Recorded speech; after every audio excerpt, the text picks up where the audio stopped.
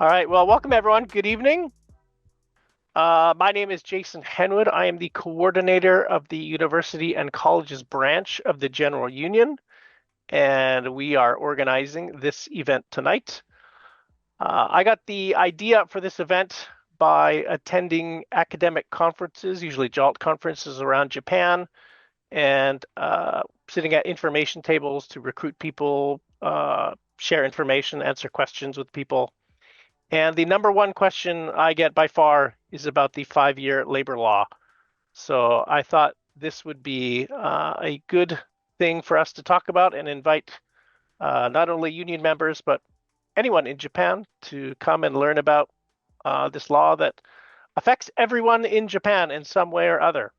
And to start it off, I'm just going to very briefly go over the main points of the law before the speakers get started. Okay, so I'm just going to go over some of the real basic points of this labor law. So this was a law by the Japanese government for people on fixed terms, which means they're not on unlimited contracts.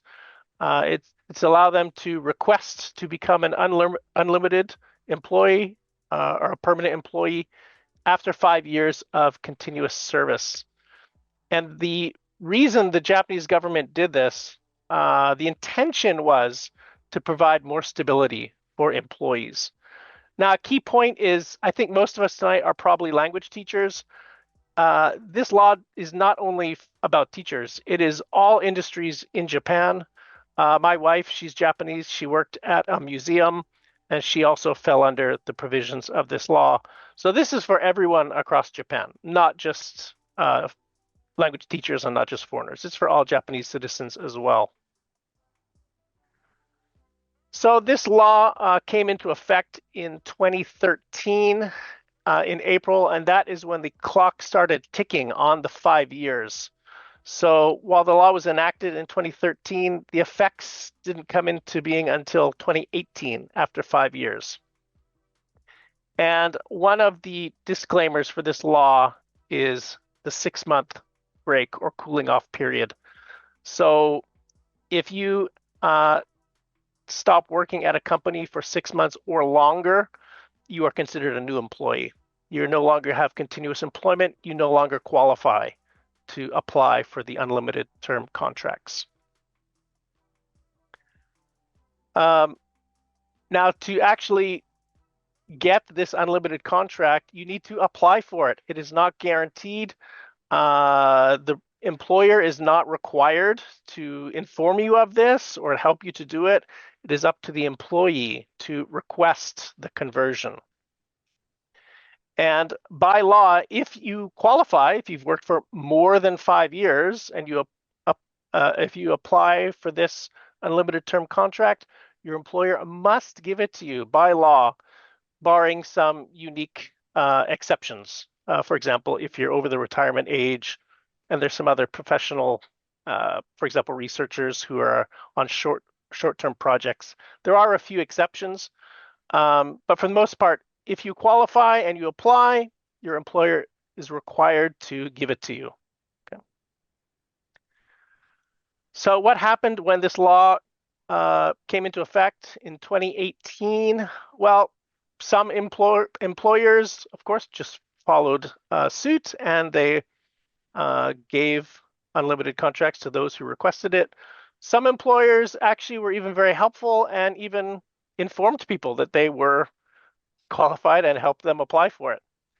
But some employers in Japan chose the other route and would change contracts so that people could no longer qualify. And that is currently the situation for a lot of employees, myself included. I can never get beyond the 5-year mark because all of my university employers only offer me 5 years, so I cannot qualify by working more than 5 years. And that is basically the status quo for the laws right now. Those are just some of the very basic points. Our next speaker is Beth, and she is going to go on and talk more about the history of this law. So I will stop sharing and I will hand it off to Beth. Thank you very much, Jason. So I also am going to use some slides while I talk. So as was said just before, my name is Beth Oba. I'm in Toyama, and I have been asked to talk a little bit about the history of and the reasons leading to the proposal and the enactment of Article 18 of the Labor Contract Act. But I want to begin with a little bit about the article itself, which is a bit of overlap with what Jason just said. But so the bill was, as Jason just said, it was passed in the summer of 2012, and it went into effect on April 1st, 2013. The bill was passed to amend the Labor Contract Act to introduce what is now referred to as the indefinite contract conversion rule. In Japanese, this is called the Mukitenkan Ruru. This is what Article 18 is. Article 18 states that if a worker has been hired under two or more fixed-term labor contracts with the same employer and the total contract period exceeds 5 years, then the worker may apply for a contract without a fixed term. That is to say, this article allows a fixed-term labor contract, that is a limited term, to be converted to an indefinite term labor contract at the worker's request if the contract has been repeatedly renewed for more than 5 years. And again, this rule took effect as part of the 2012 amendment to the Labor Contract Act, applying to fixed term contracts starting on or after April 1st, 2013, which means in effect 2018 was the first opportunity any workers had to put this into practice and request such a conversion. According to a discussion featuring members of the Committee on Health, Labor, and Welfare in the 180th Diet at the time in 2012, who worked on this bill, the indefinite contract conversion rule was intended to provide employment stability for workers who want to become permanent employees but are unable to do so and are forced to work on fixed term contracts. As Jason said also, this is not only language teachers. This bill affects everyone in Japan. Car companies and things were a big part of the discussions that actually went into when this bill was enacted. But House of Councilors member Junichi Ishii also said in this session in the Diet on June 19th, 2012, that this indefinite contract conversion rule is a measure to eliminate concerns about employment termination that arise when fixed labor contracts are repeatedly renewed. He, however, went on from there to share his concerns that this could result in stability being undermined if a result of this amendment was that the employment was terminated just before the 5-year mark, as Jason also told us has been his reality as this rule has taken place. Furthermore, Yoko Komiyama, who was the Health, Labor, and Welfare Minister at the time, gave the official purpose statement when that same committee took up the bill to attend Articles 18, 19, and 20. All three articles were amended at the same time, and all three articles related to workers on fixed-term contracts, in fact. I'll talk a little bit about the other two just a little in a minute, although 18 is the one we're focusing on today. But she said that the bill introduces the indefinite term conversion after 5 years on fixed term contracts on worker requests, codifies the Yatoi Dome case law limiting non-renewals in certain conditions, which is Article 19, in fact, which I'll explain a little more in a minute, and also bans unreasonable differences in conditions because a worker is on a fixed term contract as opposed to a non-fixed term contract, which was covered under Article 20. But she framed all three of these as rules so workers can keep working with peace of mind and to correct unfair treatment in her declaration of why this bill was being put forth at the time. Now, allow me to take a step back just a little and look at very briefly, at the historical and the social background and context at the time that led to this. So, in Japan, as in many advanced economies, the share of non-regular employees grew in the late 20th and early 21st centuries. According to statistics from the Cannon Institute of Global Studies, in 1991, the share of non-regular employees among total employees in Japan was about 19.8%.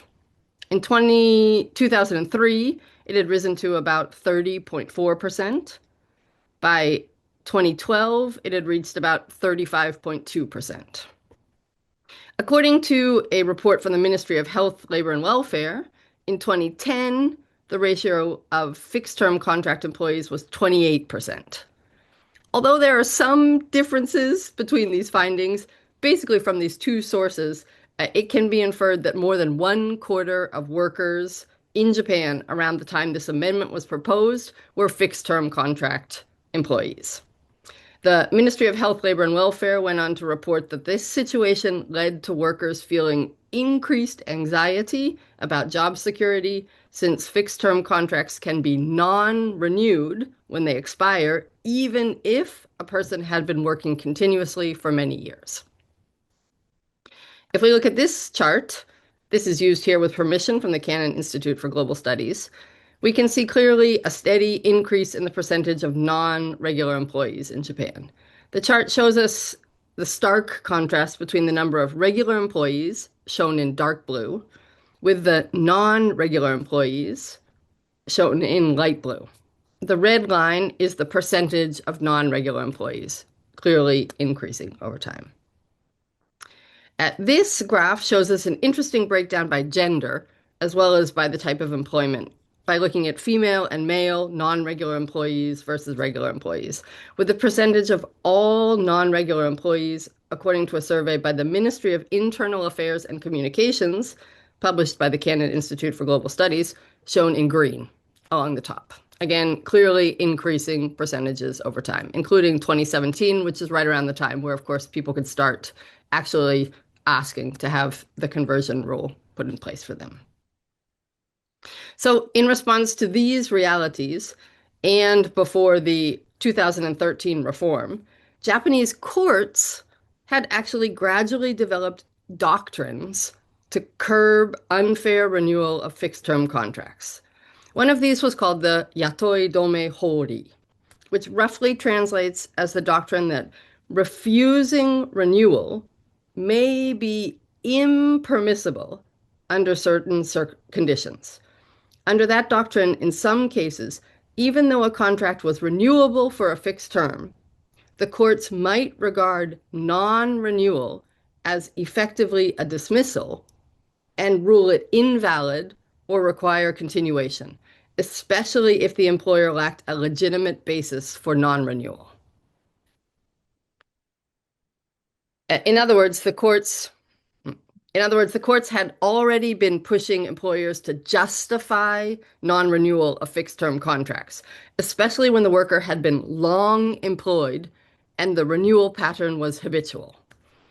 The 2013 reform can be seen in part as legislation codification of or a response to those judicial trends happening in Japan. There's also some speculation that the significant reduction in fixed-term contract workers that resulted from the global recession that followed the collapse of Lehman Brothers in 2008 may also have been the final push that motivated these policy reforms in Japan. So basically, all of these factors together created the environment in which Article 18 and 19 and 20 simultaneously, but 18 specifically we're looking at today, in which Article 18 was proposed and subsequently passed, bringing into effect the amendment to the Labor Contract Act that we now know as the Indefinite Contract Conversion Rule. This was a very, very simple and brief look at some of the background and context that led to this amendment, and also some of the ideas within the government about why they felt it was necessary. But I will now pass off my time to my much more knowledgeable colleagues who will share more information that is very directly related to all of you here tonight. And then again, we do have a Q&A session at the very end. So if you have a question at that time, I would be more than happy to try to answer as best I can. Thank you very much. Thank you. So Theron is our next speaker, and he is now going to jump to after the law came into effect and talk about some of the effects that this law has had on the job market in Japan. So Theron, if you are ready, please take it away. All right. Thank you very much, Jason. And thanks to both you and Beth for setting me up so nicely. I think the one tiny bit of perspective that I would add to Beth's presentation is another one of the motivations for trying to force companies to hire people under permanent employment is that the Japanese companies basically are flush with wealth, and the Japanese government is basically close to bankruptcy. And so if they have people on these non-permanent contracts, they don't need to pay into their pension and they don't need to cover nearly as much of their health insurance costs. A lot of that ends up going on the government. And so another one of the motivations for that change was to try to help the government, the Japanese government's bottom line by having companies support people in more in their retirement by contributing more toward their retirement and contributing more toward their health care. Um, but we can take a look at how that ended up playing out in my presentation here. So quickly, let me see if I've got this. I'll put a direct link to this presentation in the chat. So if you don't want to follow along on my screen share, you can follow along elsewhere. And then the QR code is just a link to this presentation.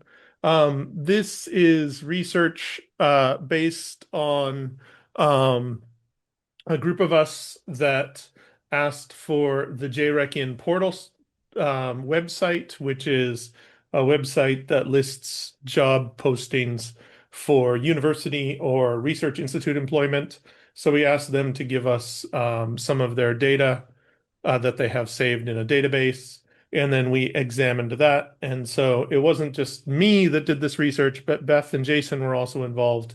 In addition, there's a former GU executive member, Everett Morrison, and then another GU member, Julie Kimura, and then finally David Begler, who's also a GU member, facilitated us being able to get the data from the JRECIN portal in the first place. So don't think that this is just my work. This is a team of people that all work together on this research that I'll be presenting. And then this isn't a standalone presentation. I've given three different academic presentations based on this, two of them together with Beth, which were conference research presentations, and then another one for a Ibaraki JALT chapter earlier this year, although I've vastly condensed this presentation down for tonight. So first of all, why is it that the universities in Japan may be reluctant to embrace this requirement for them to employ people permanently? Well, the answer to that question is Japan's demographic crisis. So this is data from Japan's Ministry of Education, looking at the important numbers are this one up on the top here is the percentage of people who are leaving high school and moving on to higher education. So you see that it's up there in the above the 80%. And then the kind of bar chart, that blue bar chart line is people who are 18 years of age in Japan. So you can see that the number of 18-year-olds in Japan has basically plateaued and started to go down. And more than 80% of the people who are finishing high school are going on to some kind of higher education, which means that if you go back, for example, in the past, the percentage of people who are going on to higher education was much lower.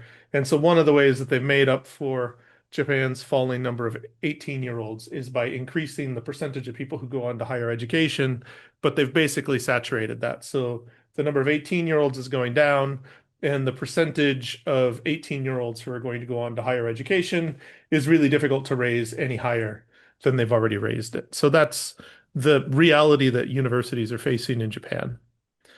And this is the reality that they're facing moving into the future. So these are numbers of people in higher education. That's that kind of light blue line up at the top. And then this pink line is the number of students who are in kindergartens. And it looks like it drops off really precipitously here, but the thing is they created daycare centers, basically. They brought daycare centers into the Ministry of Education's purview.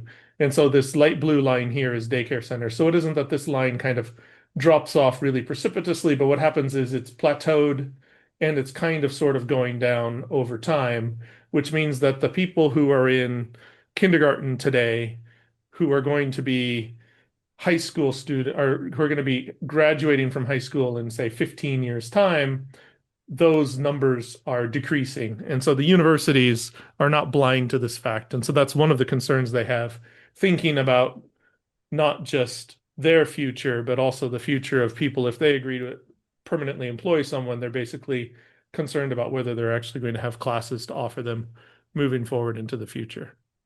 And so that's the background before we get into the actual research that we did. And so what I really wanted to do, why I brought this group together to try to investigate this question, what we all kind of agreed on was we wanted to know what was the average length of contract when jobs were being offered back in 2002, which is the year that the JRECN website was first created, and in 2022, which was the latest full year of data that was available at the time that we did this research. And so that's kind of what we went into this with. We just wanted to take a look at 2002, 2022, see what changed, and then if there was something there to see, then try to get the full data and examine it in more detail. Um, so that's the kind of the big research question that's that guided this investigation was how has employment precarity at Japanese higher education institutions changed between 2002 and 2022? And so without further ado, I'm going to get into the findings. So first of all, this is looking at whether a job had a term or didn't have a term. So this is kind of a bit of an awkward translation of the way that the jobs are presented in the JRECN portal site, or kind of an awkward translation of the way that university employers present jobs to prospective employees. So if there's a term, that means that there's an expiration date to the contract. And if there's no term, that's the equivalent of permanent employment. And so you can see in 2002, more than 80% of the jobs that were advertised on JRECN didn't include a term. So basically permanent employment. Whereas just under 20% had a term or had an expiration date. And then when you fast forward to 2022, you can see those numbers have basically flipped. 70% of the jobs have a term in 2022, and then about 30% of them don't have a term. So 30% of them are ostensibly permanent employment. And then you can see down here, this is the table with the actual numbers from 2002 and 2022. And so one caveat is that the JRECN site wasn't very big back in 2002, and now it's much bigger. But I would argue that it isn't that there's a lot more jobs, a lot more university jobs in Japan now compared to 2002, but rather there's been a lot of uptake of the JRECN site in the intervening years. And so we had all this data, and one of the things that the JRECN site does is they separate their Japanese language database from their English language database. And so one of the things that we could do with the data that we had was we could look at, was the job advertised in Japanese? Was it advertised in both Japanese and English, or was it only advertised in English? And so when we broke it out by that, and we looked at whether the jobs had a term or not, you can see that if the job was advertised in Japanese, it tended to have that term or that expiration date about the same as kind of the larger data. So you've got 66% with a term specified, 34% without a term. And then if it was advertised in both Japanese and English, it kind of sort of looks like the Japanese job listings. And with the other analyses I've done in other research, looking at the actual descriptions, basically, if it's in both Japanese and English, it's almost always just a direct translation of original Japanese into English. However, when you look at the jobs that are only listed in the English database, so there's no Japanese equivalent listed, you'll see that 95% of those jobs have a term, and then only 5% of those jobs are basically permanent employment. And so you could kind of argue that the way these universities are looking at employing people who are reading the job advertisements in English and who are applying in English is largely the perspective of term employment or not permanent employment. And then again, that table at the bottom basically shows you the numbers. So one caveat to keep in mind is the English only jobs represent less than 10% of the total number of jobs. And another thing to keep in mind is in 2002, I went through all of the jobs, and all of the jobs were in Japanese. So there was no English job listed in 2002. So we could have tried to do the same analysis for 2002, but it basically would have, the English only part would have been, we wouldn't be able to have a figure for that because there's no data available at all for 2002. So we could only do this analysis for 2022, not 2002. So another thing that the JRECIAN database does is it distinguishes between full and part-time jobs. And so that was another a bit of analysis we did where we looked at full-time positions in 2002, part-time positions in 2002, full-time positions in 2022, and part-time positions in 2022. And so in 2002, more than 20 years ago, 85% of the positions that were full-time had no term, and only 15% had a term or an expiration date. But when you go to part-time, it was actually quite different. 66% had a term, and then 34% ostensibly didn't have a term. And coming up closer to the present, in 2022, you have the full-time positions. 62% now have a term, 38% are ostensibly permanent employment or don't mention a term. And then for the part-time positions, 100% mentioned a term or a contract limit. So none of the part-time positions, or almost none of the part-time positions, would allow people to work indefinitely. And so those are the actual numbers. So you can see for 2022, technically out of almost 5,000, 23 of them didn't mention having a term. So, when I say almost none, it's effectively zero. So what we didn't manage to answer with the analysis that we did was how did contract lengths change? And the reason we couldn't do that was because when we asked for the 2002 data, we were told for privacy concerns they couldn't give us the actual descriptions that were given for the jobs. For the 2022 data, we could get the field that talked about the job term, but the problem with that was it was text, so it was really quite difficult to try to analyze. So we took a subset of 100, and out of that 100, we looked at jobs with terms, which ended up being 81 out of that 100. And then 19 out of those 81s mentioned a clear maximum term. So some of them, they said, yes, there's a term. And some of them said, for example, renewal possible. And so it wasn't quite clear whether there was a clear maximum term or not. So these are only the positions that we looked at that had a clear maximum term. And so you'll see here that there's a peak at the 3-year mark, and then there's this suspicious peak at the 5-year mark, which connects to some of the data that Beth and Jason shared. And then I did double check this 11-year mark was real. So you can see that not all employers are necessarily following the letter of the law as it's been written, but rather some of them are still following their own policies with regard to contract lengths. And I think Dennis will talk at the end of this session. But the issue is that the courts are not proactive. They're not going to go approach the university and say, hey, you're violating policy. Instead, they're reactive. So if somebody suffers some injury because their term is limited at the 11-year mark, that's when there's the possibility of taking the employer to court and having a discussion about the fact that they need to follow the law. But it isn't like there's a police force that's out there double checking these contracts and reminding them that they have to follow the rules. So this is kind of a quick summary. Precarious employment, which is the way we measured it was jobs with terms increased considerably between 2002 and 2022. Jobs advertised in English include a much higher proportion of limited employment compared to jobs advertised in only Japanese or both Japanese and English. And in 2022, part-time jobs almost exclusively included limited employment terms, whereas in 2002 there were more part-time jobs with limited employment terms than without.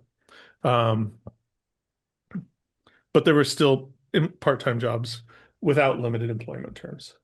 So these are the references. This is the full list of references is from those longer presentations that I referenced at the beginning. I didn't cite all these references in the specific presentation. And then just to say thank you and to add some caveats, like what we were doing was looking at the actual jobs that were advertised.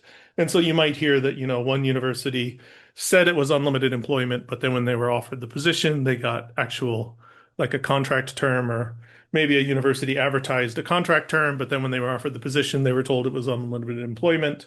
And so what we can't do is see what the job applicants actually got offered.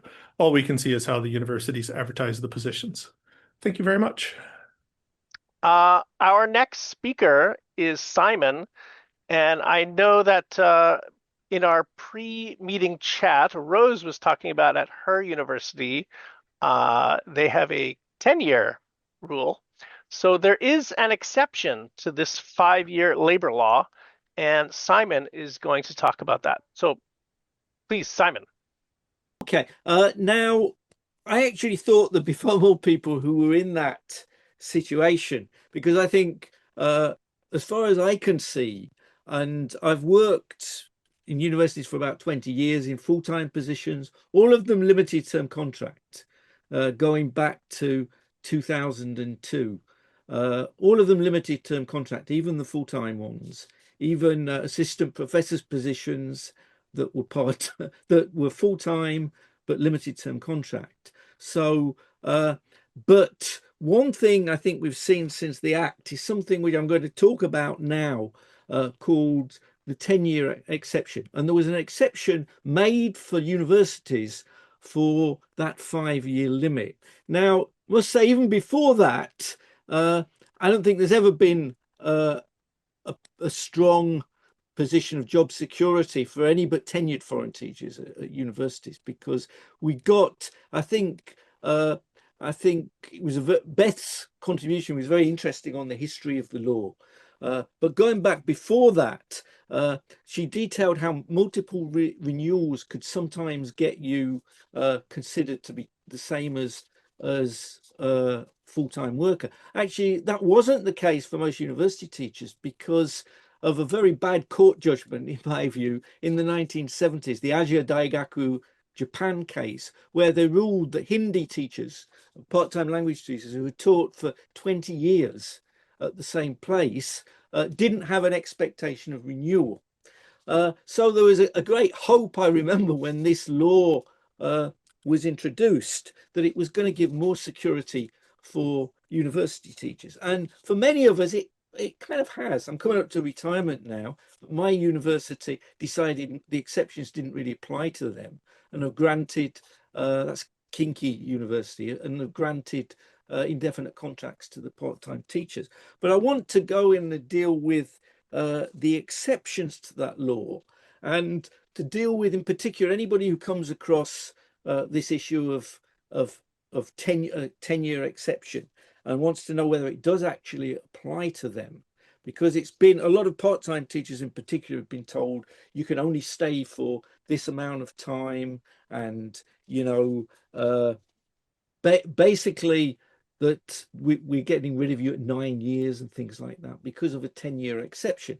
And the reality is that we believe as a union that most part-time teachers are not covered by these exceptions, but I'm going to deal with the exceptions now. So what are they? Basically, there's two laws which were granted an exception. The first one is called something called the Act on Revitalization of Science and Technology and Creation of Innovation. And this basically is a law for researchers and engineers.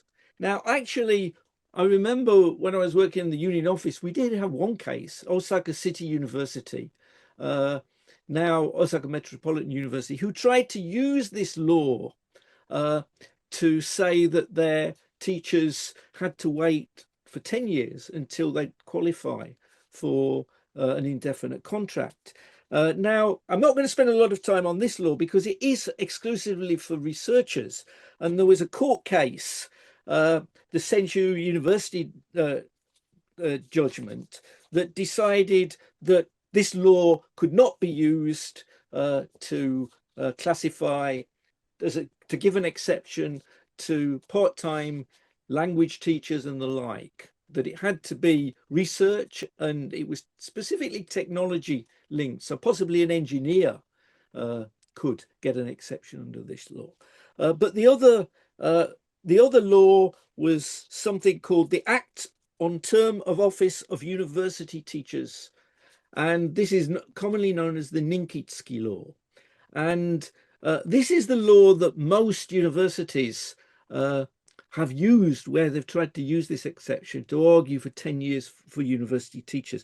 And basically, this one is still being fought out in the courts. And this is one thing I will say, I think Beth gave a really good view of how the governments were actually, it was the intention of the government was very clear. It was the democratic government, and it was introduced to give increased stability, particularly to workers on unlimited term contracts. But from what I've seen through my activities in unions, whenever there's a reforming government brings these laws in, the employers always find some loophole, and the judges. Most of them have never worked for a company or been in a union or anything like that. We'll always jump on those things to justify the employer's arguments, especially if it's business as usual. If they see this as interfering possibly with the business as usual. And I think Theron explained why universities are worried about this. And some of the, I can understand it with a junior college or something like that. But we get the same attempts to evade the law from people like Handai, who have no problem getting students. And I don't think Handai are going to be threatened in the future, though there have been budget constraints and things like that. But I think it's a question of the employer's control, and they're reluctant to give any power that they have over their workforce. So I'm going to come on to this Ninkitsuke law. And just to say that this was a law introduced in 1997. And the reason for the law was at this time, I think we've got to be clear about two different things, and they are different things. One is a limit on renewals, and one is contract length. But in 1997, under the Labour Standards Law, the only two contracts that were acceptable were 1-year contracts and indefinite contracts. You couldn't have a 5-year contract. Now the law has changed. You're allowed up to 3-year limited term contracts or indefinite contracts. But this law was at a time when the only kind of limited term contract that you could have was a 1-year contract. Now, the universities argued that they sometimes had special projects and some of research projects, and also they wanted to promote cooperation between different universities for research purposes and things like that. And this is the context that this Ninkitsuki law was passed, and it was always meant to be for special projects. Now, before the labour contract law, amended labour contract law came in, there were cases of people called Ninkitsuki. And we had members at Ritsumeikan when I was involved in the Ritsumeikan branch who were Ninkisei or Ninkitsuki. And typically, well, in their case, I think one of the things we won a longer contract to the Jokin, who normally are on like 4 or 5 year, 1-year renewable contracts.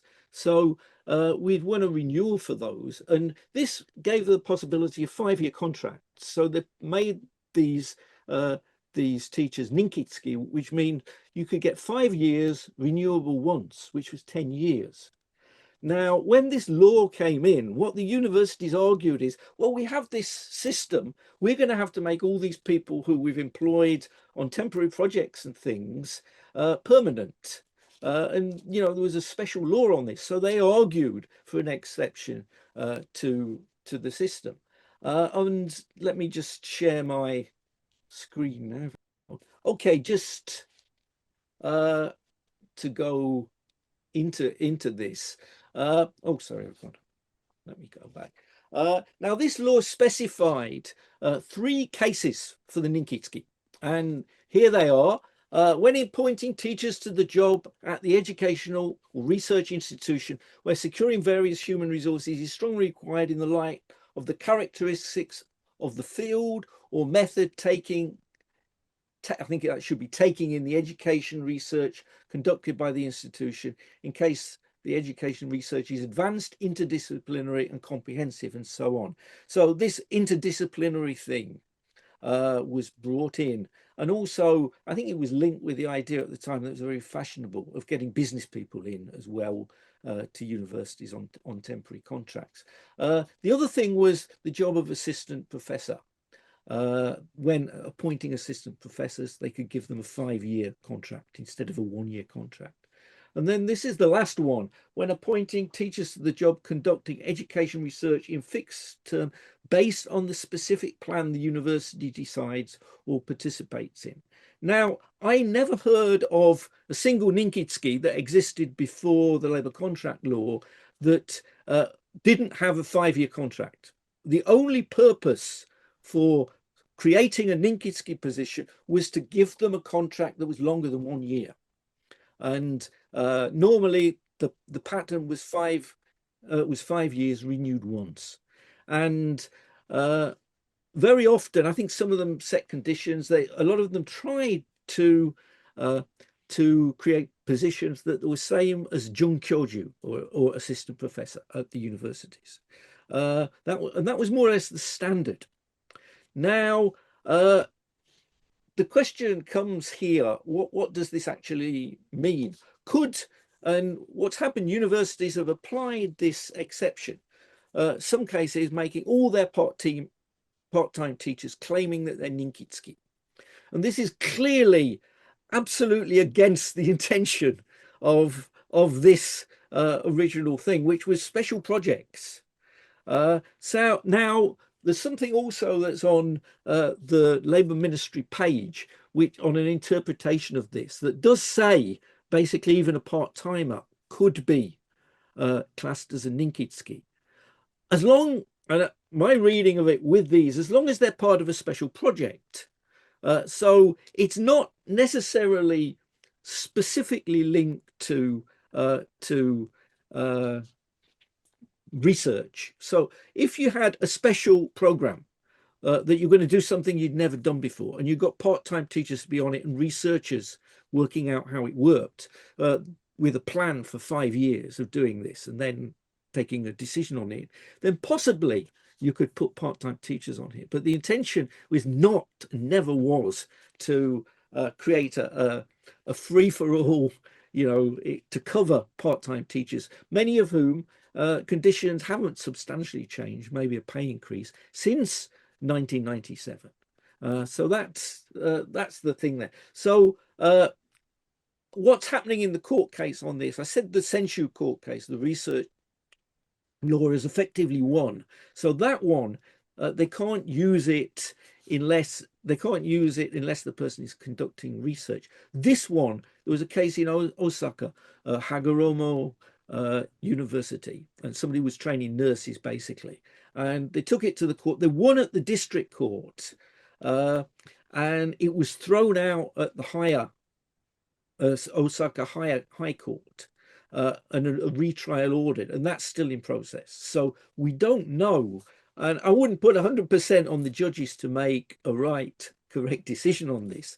We have to pressurize and explain, because the intention was clear. The intention of this thing is to give more security. The reasons the universities argue for making a 10-year exception are these people that they took on specifically for projects where they were expecting them to be there for 10 years and only 10 years. So that's the problem here. And my view is definitely it doesn't fit this situation at all. In 99% of the cases where they made part-time teachers subjected them to a 10-year contract. Now, if you're a full-time teacher on a limited term, like most of my work in universities has been on those contracts. If you're in that situation, they could. And one thing to watch is assistant professor. I mean, I haven't seen them yet en masse class part-time as assistant professor because most of them have working rules that have pay and conditions that are way above that of part-time teachers for assistant professors. But, it wouldn't surprise me if some of them tried things on like this. So what should you do if your university tells you that there's a 10-year limit? I think Dennis is going to deal mainly with that. You should contact the union, but as your own checklist to see what kind of a case you've got, I would ask yourself these questions. Do you conduct any research? For a start, if you don't conduct research, they pretty much can't use the research, the development of industry and technology law. Does your contract include the phrase ninki or ninkitsuki? One of the court case Senshu, I think it was in Tokyo, even though it was about the different law, it did comment that these exceptions should be clearly defined. So I think that at the very least, it means that your contract should say if you're ninkitsuki or not. It certainly should say that. Are you classed as an assistant professor? I mean, Doshisha calls it part-time teachers shokutaku, but I've never heard of any place that calls them junkyoju, and that's the Japanese translation there. Then, are you part of any kind of special project? So, is there any reason for the university to time limit it? If there is, then they might have a case. But again, I think Dennis is going to come on to this. Consult the union about it in that case, because it's certainly not a blank thing. Now, there's no guarantee that we could win every legal case depending on the conditions. And as I've said, the courts are not always on our side. But we have a strong argument here in that a strong legal argument that this was never designed to do this. And that most of the people, were repeatedly renewed on one-year contracts, should have had that right after 5 years. And definitely what I'd say is if the university is telling you this, sometimes they're going to renew you anyway. So maybe think you don't want to fight, but you don't know what's going to happen at 9 years. So my recommendation would be you need to put in a request to have that unlimited term contract there, because that will give you a much stronger argument in the future if they try and non-renew you before you get to the 10 years. So basically, I'll leave it at there. Well, we have one more speaker tonight. That's Dennis, and Dennis is going to wrap everything up and tell us how he can fix everything for everybody, and your lives will be better. So, Dennis, thank God. I leave it to you. Yeah. So a lot of my research comes from the stuff that we deal with daily at the office, right? So it's just all the different, we've been since 2018, so the last 7 years, all the different kinds of problems that have sort of come across our desk and how we fought at places and things that we've been doing at these places to try to make sure that people actually do benefit from the concept that this law was made to improve employment security. That's the purpose of this law. So we really tried to make sure that the law is doing that for our members. What I did is I put it like this, and you can read afterwards because everybody can read. Because if you got to work in a university, you got to be able to read, I think. So the information is mostly here, and I won't spend a lot of time going through it, but I've broken it down into 3 parts. Problems getting converted to an unlimited term contract, problems that occur after you get the unlimited term contract, and how can we deal with these issues that come up? So a lot of the stuff has been dealt with already. Some of the problems and some of the tricks that employers play. One of the big ones um, is employers writing in a hard limit in the contract, be it 5 years or 10 years. Um, Nagoya University of Foreign Studies and Doshisha University have this 10-year cap. Now, at Nagoya University, very funny, um, they've never had a lot of confidence in this especially for the part-timers. They've not had a lot of confidence. And we had a member who came up to year 10 and there's a cap, so it should have been done. They gave him a new contract in year 11 and we applied for an unlimited term contract and they said, yeah, we got it and that's fine. So we think that they just don't have a lot of confidence, don't want to really tell the union that we win, and we'll just let. I don't know if it's everybody. I don't know if it's going to happen to everybody. I know it's happening to the union members. So, let's see what happens when the next. And there actually are one or two people coming up like very, very soon. So we'll see who they're applying it to. So that's the hard caps that sort of have been discussed already.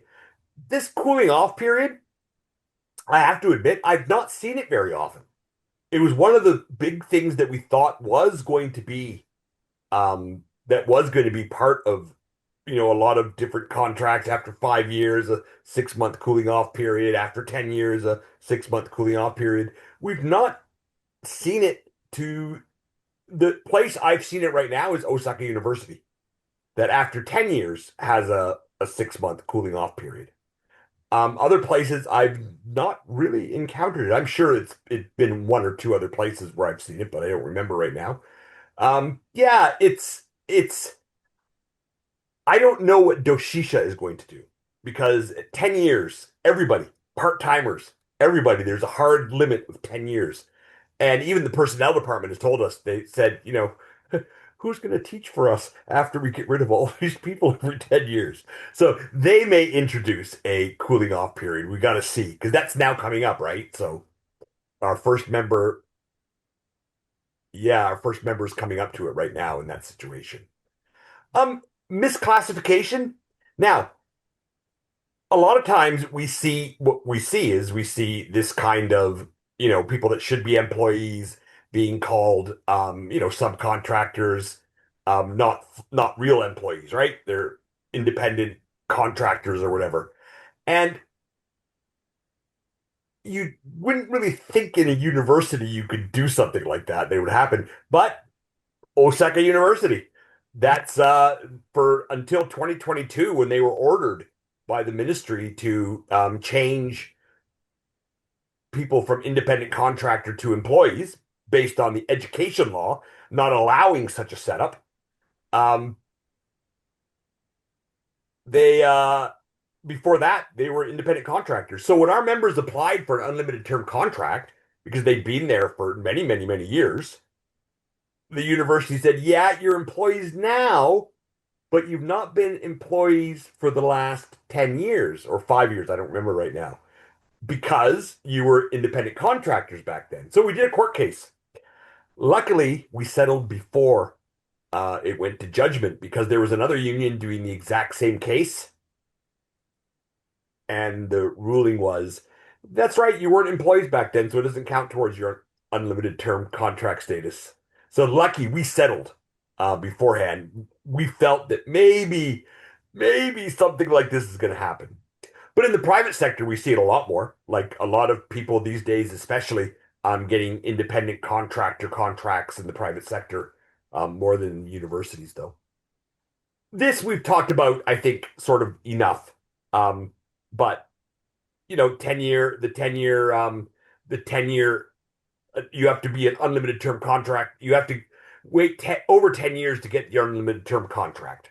So we've seen it in a number of places. Now, oddly, sorry, and this says Shinshu down here, it'd be Senshu. Senshu, yeah. Senshu University. And oddly enough, we've seen places take it down. Kansai University, Kangaku come to mind, where when they were challenged, okay, they moved it. They took away the sort of limit of 10 years on part-timers. So sorry, I just lost track of myself here.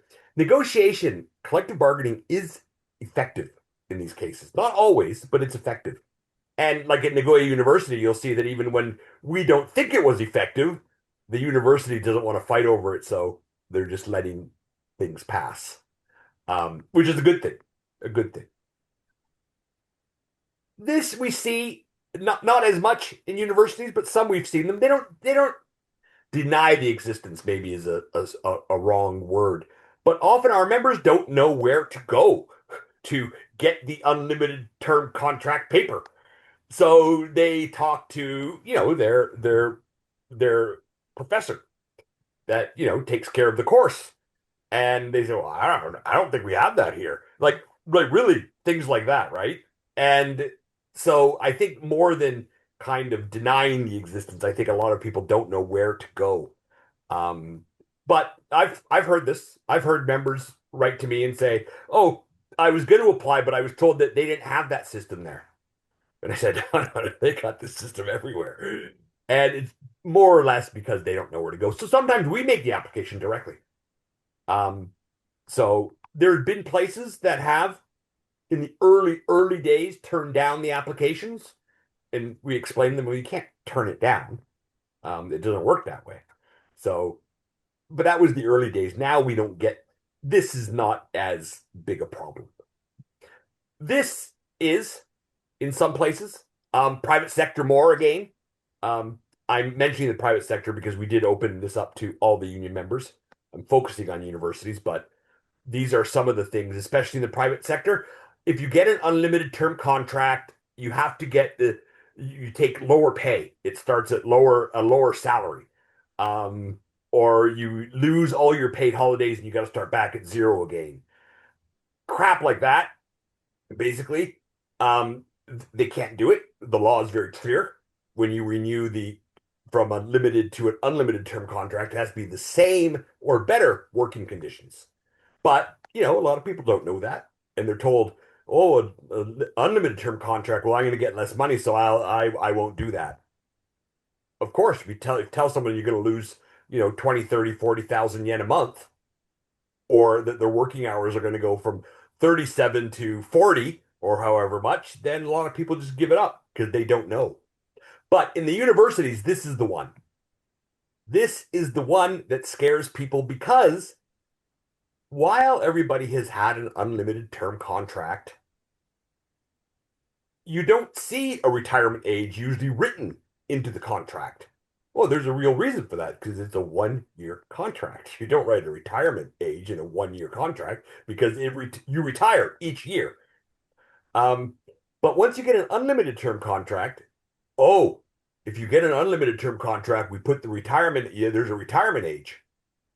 Well, it's the same retirement age for people that with limited term contracts. It's usually just the same exact thing.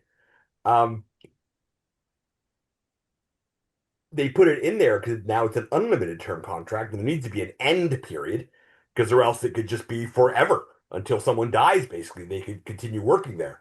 So they add it in, and a lot of people think if I get it, well, then I'm going to have to retire. I'm thinking, you're going to have to retire regardless of your unlimited or limited term contract. You are going to retire at some point. But it's a scare. But I have to say, one university that I've heard, Chu in Nagoya, Chu. It's not Choo Choo. I know that. Tokyo? Chukyo. There we go. Thank you very much.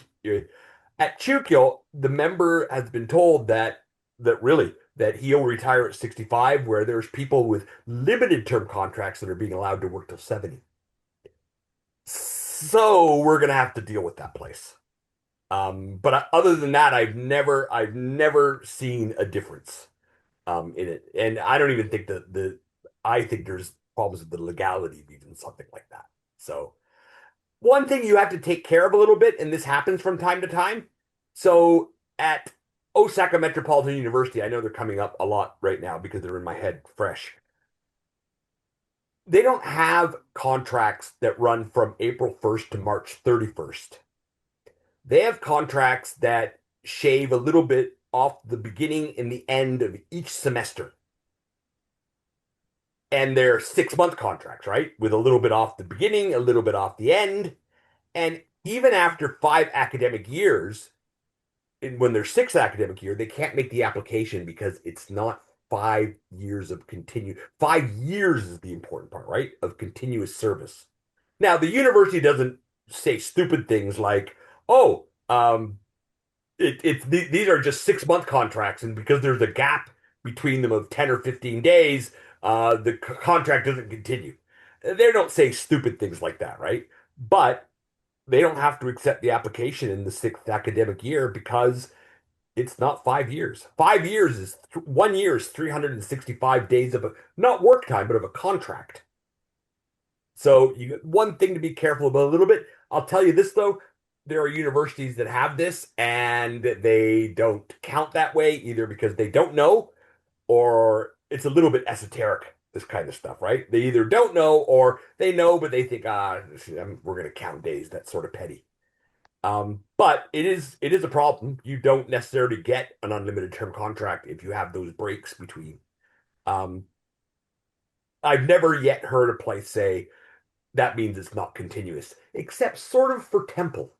But that's a whole different story. They have a whole different system there as an American university, so which is really screwed up, I'll tell you. And they really pissed me off at collective bargaining, I'll tell you that. This is the big one for us.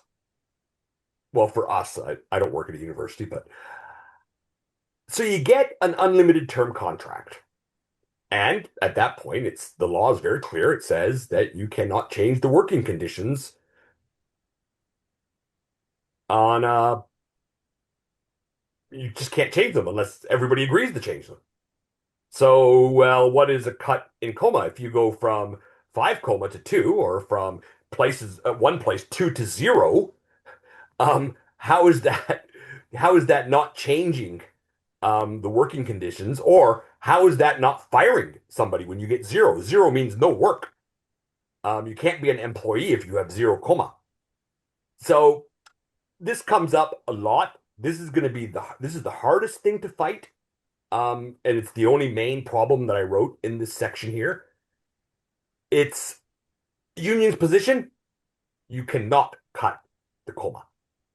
The Ministry of Labor, who we've discussed with, agrees sort of that that's what the law says. Can't change it. Now, there are 3 kinds of employers. One that agrees with us, actually, and say, well, we can't. We can't. We know we can't. And when we raise it, they back off from a cut, right? The second kind, Doshisha, not the university, but one of their high schools, and Osaka Metropolitan University, again, they say, we know that we can't. Yeah, we know we can't. But you got to understand our situation. It's an academic year, and sorry about that. So they know that they can't do it. And you know what? But at the end of the day, listen, there's no office for violations of the labor contract law. It's not like the labor standards office. There's nowhere to go complain to. So you have choices. One is court. What part-timer is going to go to court for 1 coma or 2 coma? So people accept it. They move on to the next university. The other place you can go is to a labor union and start doing those kind of negotiations, and also see what the union can also help with court cases. And at some point, we actually do want to file one on this issue. We do want, some kind of recognition about these unlimited term contracts and the change in coma. And there actually is a case that's just been filed that will be very interesting. There were cases filed in the old days before the unlimited term contract law came into effect. The old days meaning when you sort of got a de facto unlimited term contract. You've been renewed so many times already that you should be renewed again. The rulings back in those days were, while you have an expectation of renewal, you don't have an expectation of the same working conditions. So in the olden days, this is at a Senmongakko, so different from universities where this was actually very different because of the Asia Pacific case that Simon talked about at the beginning. Was it a Senmongakko? And there they said no, coma classes are not working conditions. Well, for part-timers, that's the main working condition there is. That depends how much, that shows how much money you get, basically. But the law has not been tested since the new law came into effect, and this will be the first one. So it'll be very, very interesting. It's not a university, but it's the same issue. Part-timer cut in classes. So it'll be very interesting to see what happens in this case. I'm not going to preach for very much time on the solutions part, but this is what we're doing right now. This is one of the solutions. So when you go to the university and you say, "Oh, I want to get the application for an unlimited term contract," and they say, "Well, we don't have that system," that you know that they do. Things like this are really important for people to know. These seminars are always popular because people do want to protect their employment. Part-timers need employment security. So this is one of them. But we actually have to fight these coma cuts. And that means one is court, of course. Court is always, I think, a good option, using court strategically. But basically, a lot of universities take it as, well, there we go. The places that said, we know we can't do this, but we're doing it. There's no consequence. No one's going to go to court. And if there's no consequence, don't worry about it. Because it's not like there's a unlimited term contract police that will come and get you. So as a group, as a university group, we have to actually start having real fights over this in front of the workplaces. You can't have strikes at a lot of places because we don't have enough members to do that in most universities together. But there's a lot of public actions that we can take. And often what happens is if you have a group of 7 people and 2 lost their coma and the other 5 didn't, even think, oh, geez, I don't want to rock the boat because I saved my coma. And the 2 people that are left, well, they're not going to fight over it. We have to stop thinking like that. That's not going to get us anywhere because while you're safe this year, you're going to get it in the neck. At some point, you're going to get it in the neck. So it's best to stand up now to actually deal with this problem than to say, well, thank God I was safe this year. Who wants to live like that? Living 1 year at a time. So again, please have a chance. You can have a chance to read through this, but this is another thing that we've not been doing for some time now is while we don't have, 500 members at a university, while we don't have that, we do have a lot of members altogether in universities. And, that kind of mass getting together and hooking up with other unions in sort of the university sector and raising the demands to the government over things like the 10-year problem that we're seeing where employers are using it, not correctly. Dealing with, can you cut coma? Let's get something clear here. The big part was it, and Beth talked about it at the beginning, was that there was a fear that, well, employers will just start adding contract limits and then no one will pass 5 years. We have to deal with that part too, because we can't give employers the automatic right to say, this job is only 5 years. What, is your university closing after 5 years? How in the hell is it 5 years? Even the full-timers often, and this was before the unlimited term contract stuff, 3-year contracts, 5-year contracts, which are nice. Good job if you can get them. The bad thing is that every time that one of those sets of contracts end, you're that much older and that much more difficult to get the next 3 years or 5 years. So, we have members that have been full-time 3 years, 5 years, and they hit 60 and they only have part-time work because their age. No one's going to give them a long-term contract at that age. So that's basically the kinds of things that we can do to fight. And I know that the executive committee of this branch is dedicated to, fighting these things through right now. So, government negotiations It's not like you go there and you win and they roll up in the fetal position and they cry or anything like that. No, it takes a long time, but it's worth doing and getting the attention of Diet members. The research that Theron done is important because it shows that we have information. We know what we're talking about. We're not just talking about our feelings. We're coming to you with facts. And that's really important to start any negotiation and to attract interested Diet members. And that's where we are. And like I said, I won't preach much longer than that. Thank you very much.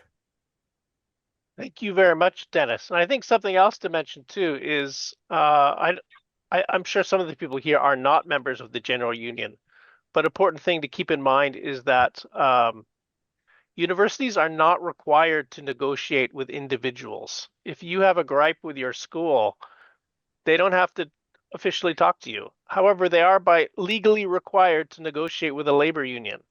So you have some sway as a member of a union. And the more members we have at your school, the more power we have to negotiate with them and try to make a change. So for everyone, if you're not a member of the General Union or any union, I encourage you to join one, especially ours. Check out our website, generalunion.org. Read as much as you can about our union, and I recommend you join. If you are a member of the union already, talk to other people at your schools that you work at and encourage them to join. Again, the more members we have, the more influence we have, and that can help you and those people. And just really quickly to follow up on your message about employers not needing to negotiate with individuals, Dennis has said this in past meetings, but his general experience is if you go to your employer with the information you heard tonight, not being a member of a union, and just try to say, well, this is the law, you need to do it, it typically ends in tears. So our advice would be to strongly make sure that you're a union member first and don't go speak to your employer individually. But even if you are a union member, contact the union and have the union contact your employer about any issues you might have. Sorry to jump in there. Yeah, I'm really surprised, just to add to Theron's thing. I'm really surprised when people call me up and they say I went to the labor office and then they called the employer and now I'm getting harassed at work, or now they told me they're not going to renew my contract. And I'm thinking, didn't you know that was going to happen? Why did you think that wasn't going to happen? And it does, ends in tears. You get it right in the neck many times. So government offices, everyone thinks go to a government office. They're there to help you, and that should be the case. But I see a lot of cases end in tears or getting the wrong advice or not the best advice. So talking to a union is